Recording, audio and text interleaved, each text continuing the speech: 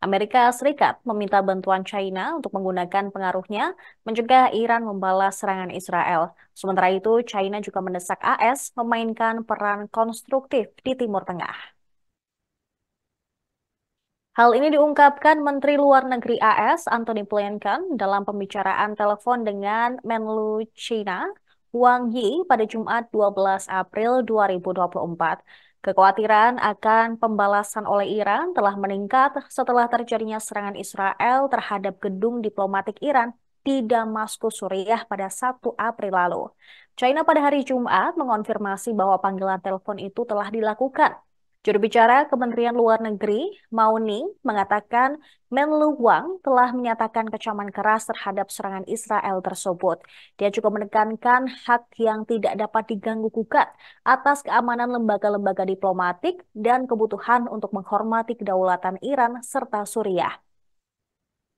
Iran bagaimanapun telah bersumpah untuk melakukan serangkaian serangan balik setelah Israel menyerang gedung diplomatik mereka dan menewaskan 7 anggota pasukan elit Garda Revolusi Republik Islam, termasuk 2 jenderal.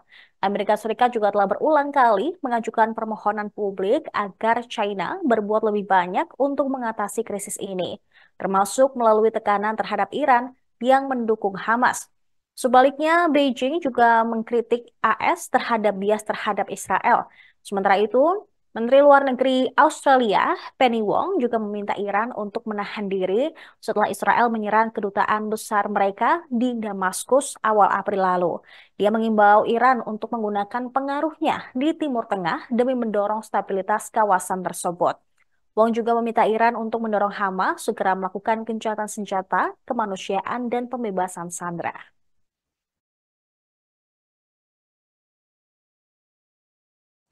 Secretary Blinken has been engaged in diplomacy over the past 24 hours through a series of calls to foreign counterparts, including Turkish Foreign Minister Hakan Fidan, Chinese Foreign Minister Wang Yi, and Saudi Foreign Minister Faisal bin Farhan to make clear that escalation is not in anyone's interest and that countries should urge Iran not to escalate.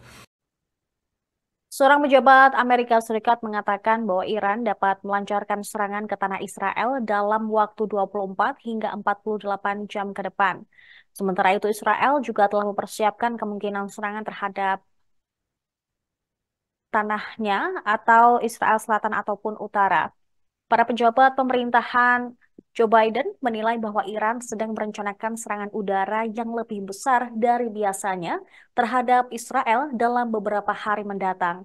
Serangan itu mungkin dilakukan di wilayah Israel dibandingkan dengan kepentingan Israel di tempat lain dan kemungkinan akan melibatkan kombinasi serangan udara menggunakan rudal dan pesawat tak berawak.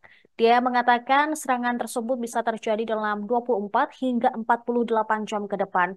Namun, prediksi ini masih terus diperdebatkan dan kedua belah pihak mengantisipasi hal tersebut. Laporan yang sama juga mengutip seseorang yang diberi pengarahan oleh pimpinan Iran yang mengatakan bahwa belum ada keputusan akhir yang diambil oleh Teheran. Menurut laporan tersebut, yang mengutip seorang penasehat IRGC pada awal pekan ini, Garda Revolusi memberikan beberapa opsi kepada pemimpin tertinggi Iran, Ayatollah Ali Khamenei, untuk menyerang kepentingan Israel. Dikatakan bahwa salah satu opsi yang ada adalah serangan langsung terhadap Israel dengan rudal jarak menengah yang canggih. Tak ada pejabat AS yang mengatakan mereka sepenuhnya yakin Iran akan berhasil menyerang Israel dengan cara yang tidak akan mendorong AS untuk merespons secara militer. Sebab mereka juga menilai serangan apapun akan meningkatkan risiko konflik yang lebih besar di Timur Tengah. Namun Iran tidak berupaya memperluas krisis regional ini lebih jauh, seperti yang telah lama ditentukan oleh pemerintahan Biden. Para pemimpin Iran telah secara eksplisit memperingatkan dalam beberapa hari terakhir bahwa negara mereka akan bereaksi keras terhadap serangan mematikan tanggal 1 April terhadap fasilitas diplomatik di Damaskus. Pemimpin tertinggi Iran juga mengatakan Israel harus dihukum atas serangan ini.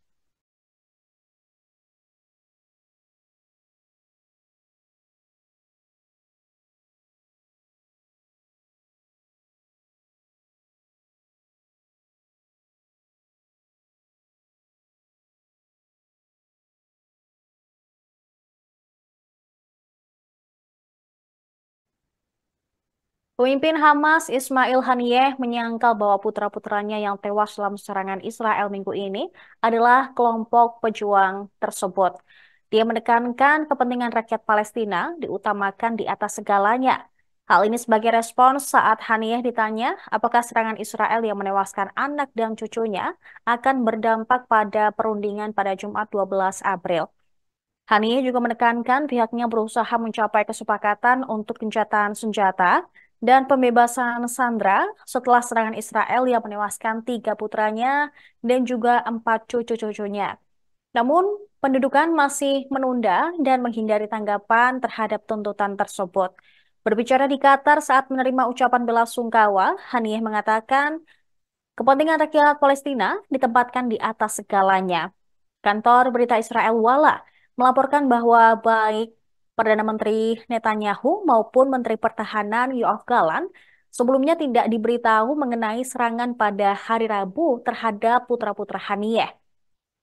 Diberitakan bahwa serangan tersebut dikoordinasikan oleh militer Israel dan Dinas Intelijen Shin Bet. Serangan itu meningkatkan kekhawatiran di kalangan keluarga sandera. Bahkan serangan tersebut akan menggagalkan upaya pembebasan mereka dari Gaza. Mengutip pejabat senior Israel, laporan ini juga mengatakan bahwa ketiga anak laki-laki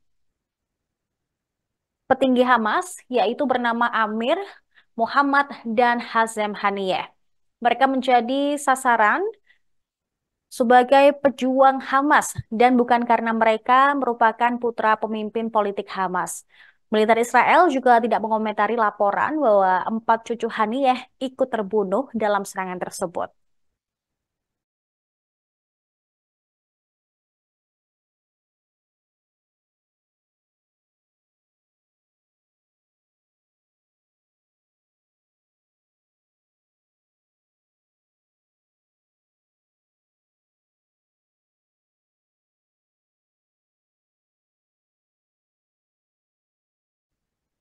Informasi tadi sekaligus menutup perjumpaan kita pada hari ini. Saya Saranita beserta kru yang bertugas pamit undur diri. Terima kasih dan sampai jumpa. Download Tribun X sekarang. Menghadirkan lokal menjadi Indonesia.